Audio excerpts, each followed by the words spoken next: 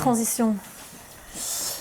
Voilà, on rebondit parce qu'en fait on a été coupé et donc On a encore 2 petites questions. Voilà, en fait. on a encore 2 questions. Mangez-vous encore À l'extérieur. à l'extérieur, donc ça nous avait bien fait rire. Oui, on mange toujours à l'extérieur. Et Enfin, au d'ailleurs, resto encore. ça me permet Enfin, d'aborder. encore pas en temps de confinement, mais Non, pas. en 2019, on a été beaucoup au resto. Mais ça me permet de dire qu'en fait on est comme monsieur et madame tout le monde et on a aussi pas mal d'écarts et on l'a bien vu d'ailleurs pendant cette année, les quelques écarts qu'on a fait et sur lesquels on a communiqué permettaient à toute une série de personnes de souffler parce que ils avaient peut-être un peu la pression qu'on leur mettait la pression à travers tout ce qu'on mettait en place et notre objectif n'est pas du tout de mettre la pression aux gens mais au contraire de leur montrer que c'est accessible et en même temps on a tous le droit de faire des écarts, de manger dans un fast-food, de mettre en place une série de choses. Ceci dit, manger à l'extérieur, je t'arrête tout de suite, c'est pas forcément manger dans un fast-food. Non. Manger à l'extérieur, ça peut être aussi, et on l'a beaucoup fait, favoriser des initiatives de restaurants qui prônent le fait maison, le local. Quand on est dans une chaîne de... Ou le zéro déchet, il y a et le zéro déchet aussi d'ailleurs. Le restaurant Le Local, voilà. qu'on adore. Et à partir du moment où on est dans des restaurants qui utilisent un maximum de produits non transformés, qui les transforment eux-mêmes, ils sont forcément dans une démarche zéro déchet parce que c'est une des bases du zéro déchet, c'est d'acheter des produits non transformés et ces produits non transformés, évidemment, de les acheter un maximum en vrac, mais il est beaucoup plus facile d'acheter des pommes, des poires, des légumes en vrac comme produits non transformés que d'acheter des biscuits en vrac. Maintenant, évidemment, ça se démocratise, il y en a de plus en plus, mais à la base, ce sont des choses qui se trouvaient beaucoup moins facilement. Je pense que la question portait notamment aussi sur le temps du midi, etc. Mais tu as montré le kit déchets précédemment. Oui, ça j'ai répondu. Et moi, je voulais juste te poser une question aussi, c'est que tu as ton kit déchets, ok, mais est-ce que tu ne dois pas anticiper en fait pour demander à la personne de ne pas utiliser un sachet parce que par défaut en fait quand on va chez le boucher, chez le boulanger ils ont un réflexe de mettre directement dedans avec un sachet, un truc. Ça m'est déjà arrivé d'avoir mon emballage que j'apportais et d'être un peu distraite dans la file, je commande mon sandwich et puis en fait j'ai pas eu le réflexe à temps de dire n'utilisez pas d'emballage que le sandwich était déjà emballé. Donc ça effectivement il faut être un peu proactif à ce niveau-là. Et alors une autre chose. Mais du coup, il y a une pression sociale aussi, un petit peu, de se dire on sort un peu du cadre. Sort un peu du lot. C'est vrai, quand on est dans une file. On demande à la personne de faire un effort, de ne pas utiliser, d'utiliser son propre chose. Donc on et ça m'arrive encore souvent d'être la seule. Par exemple, quand je vais dans des grandes chaînes comme Exquis, par exemple, ça m'arrive à midi quand même régulièrement. Je prends mon emballage avec moi. J'ai quand même un peu l'impression d'être la seule avec mon emballage. Je crois que ça m'est arrivé une fois dans une boulangerie d'avoir la personne juste derrière moi qui avait la même chose que moi, son petit sachet pour son pain au chocolat le matin et on s'est regardé genre waouh, on est les mêmes petits moments de complicité.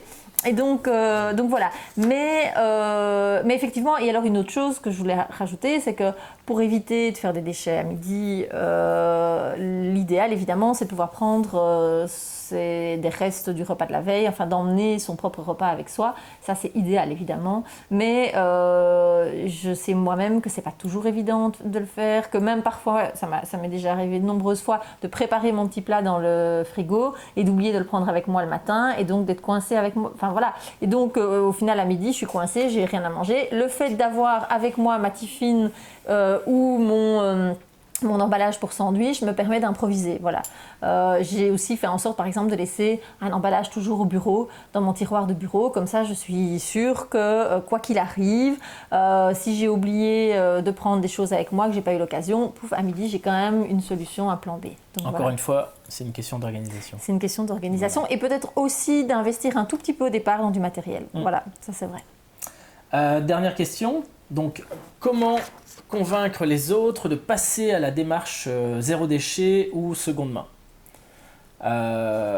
Alors, à ce niveau-là, comme je l'ai dit tout à l'heure, moi je pense que on ne sait pas convaincre les uns et les autres, et que ce qu'on peut essayer de faire, c'est d'essayer au travers de nos comportements, au travers de notre exemple, et c'est pour ça qu'on a documenté en fait toute cette année, qu'on a essayé de faire de belles photos, de montrer que c'était accessible, d'essayer de rédiger des articles sur les ressentis aussi qu'on a pu avoir au travers de toute cette année, pour que toute une série de personnes puissent s'identifier et comprendre qu'en fait c'est faisable. Voilà, je pense que vraiment on ne convainc pas, si ce n'est qu'on peut essayer de montrer l'exemple. Je sais pas si toi tu as quelque chose à rajouter là-dessus, mais je pense que convaincre c'est quand même c'est très compliqué, voire même impossible. Et moi, je vais vous dire, par exemple, je vais vous donner un petit exemple très concret, c'est que parfois, c'est des gens qui étaient les plus réticents au départ vis-à-vis de notre défi, de notre entourage, qui, au bout du compte, en fait, nous ont le plus surpris parce qu'eux-mêmes ont fini par adopter des gestes. En fait, ils ont simplement vu que c'était pas si compliqué que ça, voilà, que ça comportait une série d'avantages aussi. Alors, je pense qu'on a été aidé dans notre année 2019 par ce mouvement qui a eu de manière générale de manifestations, un mouvement de prise de conscience dans la société qui a quand même... des limites du système, tout simplement. Voilà, des limites du système et de conscience du changement climatique, des problèmes que ça entraînait. Donc toutes les manifestations qu'il y a eu fin 2018, début 2019 nous ont aussi aidés parce que on n'était pas tout seul dans notre coin avec notre défi. Et donc il y a beaucoup de gens qui ont vu que c'était quelque chose de sérieux et que c'était pas juste nous qui arrivions avec une idée un peu folle. Voilà, donc ça, je pense que ça nous a beaucoup aidés. Il y a d'autres familles qui se sont lancées dans le zéro déchet bien avant nous, qui ont eu beaucoup plus difficile que nous à faire accepter ce qu'elles étaient en train de mettre en place et qui ont été vues beaucoup plus comme des marginaux, ce qui n'a pas été le cas pour nous, je trouve, en tout cas. L'idée, c'est encore une fois de ne pas convaincre tout le monde, mais d'essayer de se concentrer sur ceux qui ont envie de passer à l'action, mais qui n'osent pas, qui ne savent pas très bien comment. Ceux qui n'ont pas envie, on ne va pas changer leur comportement. Donc c'est vraiment cette question de l'énergie qu'on met et pour faire évoluer cette norme sociale qui, je pense, sincèrement, va évoluer dans ce sens-là. Et j'espère qu'on va atteindre des seuils qui vont permettre à notre société d'être beaucoup plus résiliente, en tout cas, face à l'ensemble de ces enjeux. C'est une belle conclusion, je trouve. Voilà. Bon. J'espère qu'on a répondu en tout cas à pas mal de vos questions.